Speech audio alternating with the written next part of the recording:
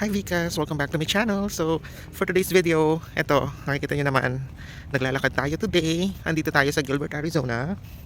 So, um, ito yung pupuntahan natin. Ayan. Ewan ko kung nakikita ninyo, pero try kong pumunta ng McDonald's. So, naglalakad lang ako kasi I've told my friend na I wanna go around the village just to see kung ano yung meron dito, ganyan. And I chose to walk kasi sayang yung steps natin for the day. Ayun, kasi not every day I'm able to achieve yung 10,000 steps or kahit na mga 8 or 9,000 steps. Not unless talagang may hiking kami or nasa outlet. So alam mo na pag anong gana pag nasa outlet ka, di ba? Ayan, so pinapakita ko sa inyo yung dinadaanan ko. Tahimik tong lugar. Tapos safe naman maglakad-lakad dito. Kasi ang Gilbert is it's like a city that's outside.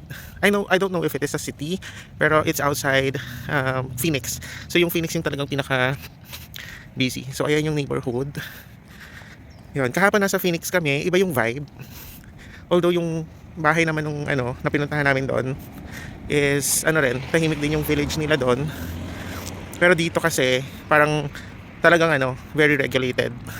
Kaya masarap maglakad-lakad, tapos meron talagang place kung saan yung location ng mga elderly who doesn't want yung ingay ng mga bata, ganyan. Pero so far sa stay ko dito, wala naman ako naririnig na batang nag-iingay, not unless nandun sa may bandang park, which is nanditong side yung park. Yan, dyan na side yung park, pero lalabas tayo sa main road. Yan, kasi yun yung tinuturo ng Google Maps. So masarap maglakad kasi kita nyo naman maaraw, pero malamig. So, mas matindi pa sa Baguio feels. Kaya naka-jacket ang lola nyo. Kasi nga, malamig ang panahon. Nakakaloka. Pero feeling ko dapat akong tumawid na dito. Yan. At saka, ang napansin ko rin dito, hindi lang naman dito sa Arizona. Pero, maski dito sa Washington, sa Blaine, or kahit sa Canada, ganyan. Priority talaga ng mga motorists, yung mga tumatawid na pedestrians. And they give way. Let's say,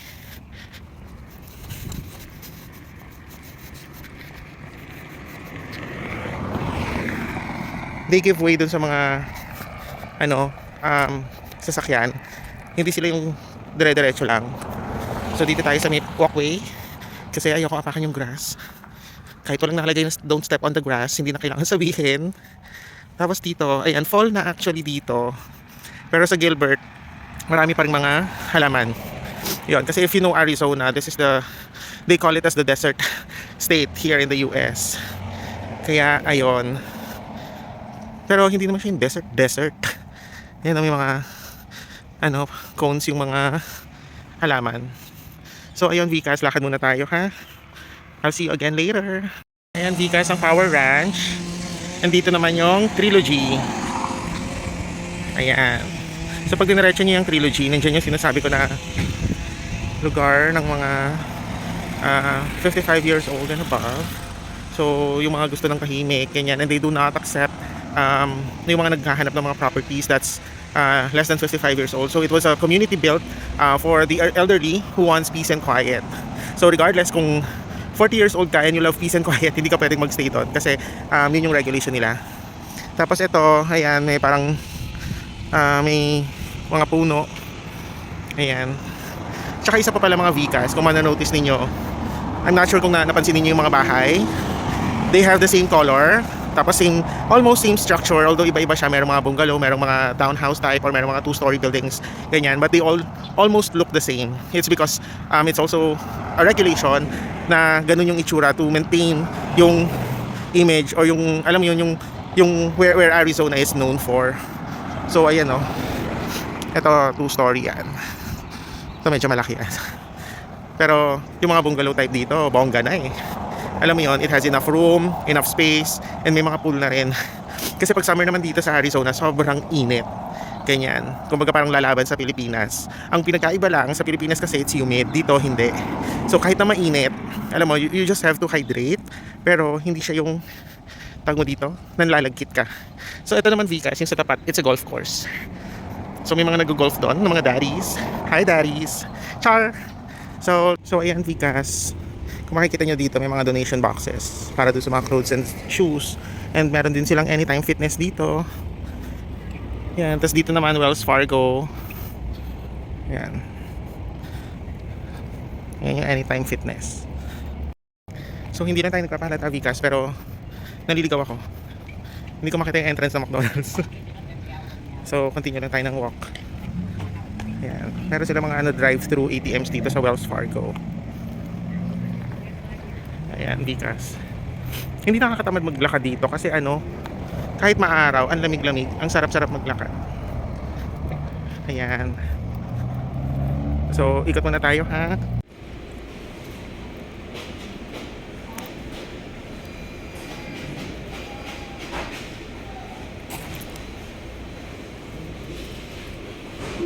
Ayun, Vicas, tapos na tayo mag-breakfast. Actually, second breakfast na to kasi nag-coffee na ako kanina. So ngayon, eto, maglalakad na ulit tayo, papasyal, ikot-ikot lang. Ayun. Pahinga muna tayo, ang dami ko nakain. Nakita nyo naman kanina, diba? Kasi yung big breakfast nila, big breakfast talaga. Nakakaloka. Tapos eto, nag-refill tayo ng soft drinks. Ayun. At saka isang napansin ko, isa lang yung price ng nila, drinks nila, regardless of the size. Puro $1.29 lang. Kaya nag-large na tayo, di ba? So ganito kalaki yung large nila. Ayan. Tapos pwede refill, unlimited refill.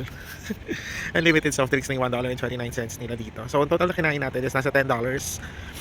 Kasi 7 point something yung big breakfast, tapos $1.29 plus taxes.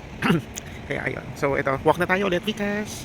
So ayun, Vicas, we're walking again, going back, but this time I'm not heading home yet. I'm going to the community center to do some TikToks.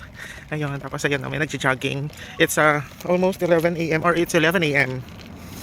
Yeah, and so far doon sa nilakad natin from our place towards McDonald's, that's around 3,600 steps, and we're heading back to that direction, but we'll go straight to the community center. So pakita ko din sa inyo yung community center. It has a school, a small playground for the kids, and I think that's the community center for elementary. It has an elementary school.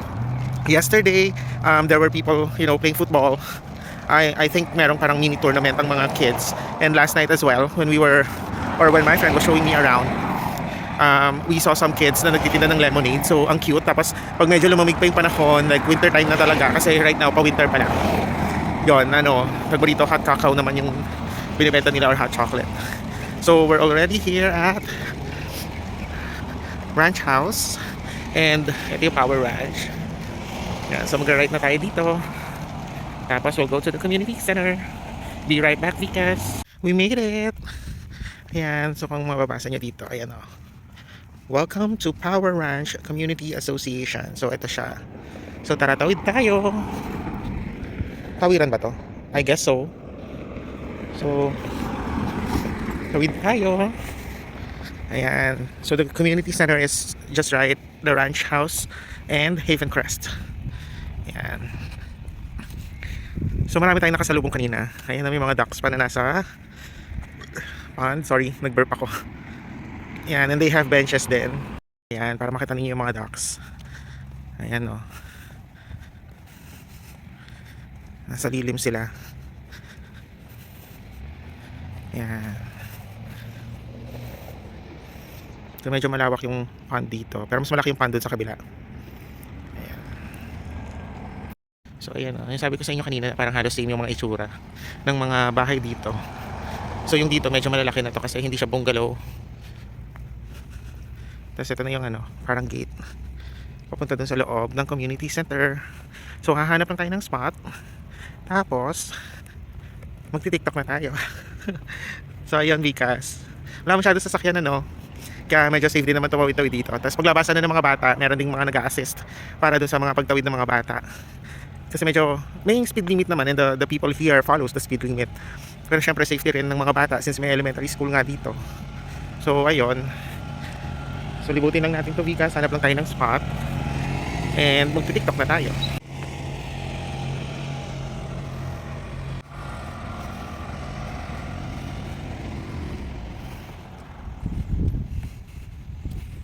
Yeah, simple reminders for the ducks that's in the pond. So thank you for not feeding us bread. Bread does not contain the right nutrition or calories that we need to keep us warm in winter. Rotting bread pollutes our water and causes nasty surface algae. It also makes our water smell. What we do like is half-cut seedless grapes cooked rice, birdseed, any type of mix, peas, corn, oats, and chopped lettuce. Please do not disturb nesting ducks or their eggs. It's illegal. So may kanyang reminder. So huwag tayong basta-basta mag-feed ng bread sa mga ducks dahil hindi naman nila kakainin yan. Yan, lalo na ngayong winter. Ayun sila, oh. Nagre-rest silang lahat. Lahat ng mga ulo nila naka-bow down. Nagfa-floating lang sila. Ayan. Chill lang sila under the shade. So Vicas, ito yung clubhouse nila. Ayan. Closed siya, pero I think pwedeng mag-hold ng mga events. Tapos dito yung swimming pool. Ngayon walang tubig kasi nire-renovate. Pero meron pang isang swimming pool na available dun sa kabilang side. Yan. Tapos ito yung sinasabi kong playground. Tapos meron silang mini dito. Oh. Parang pwede kang tumambay din doon. Yan. May volleyball court. Yan yung playground ng kids. Tapos yung building na nasa likuran ng playground, yan yung elementary school. So, yan.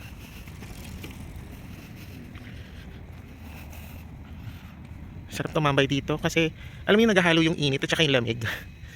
Kaya yun. So, ayan Vicas. Tambay muna tayo dito. Diyan. So, ito yung kabilang side ng field ng community center. So, dito yung may nagsasoccer kahapon. Turn left on Yan. East Arrowhead Trail. So, yun. Ngayon na may school, may playground doon sa loob, may mga bata naglalaro. So, ayun Vicas. Salamat sa pagsama sa akin sa pagwa-walk today. Uwi na tayo. Yan, kasi may lalakarin pa kami, may kukunin kami yung ginawa naming pottery dun sa Taylor Swift event. Yun, so ayan, dito na yung way ko pa uwi dito. Ay, yan, dito, asan na ba yun? Diyan sa intersection na yan. Ano na ako, tatawid na tayo, Vicas. Ayun, salamat! So don't forget to subscribe, like, and hit that notification bell para lagi kayong updated sa new uploads. Paalam!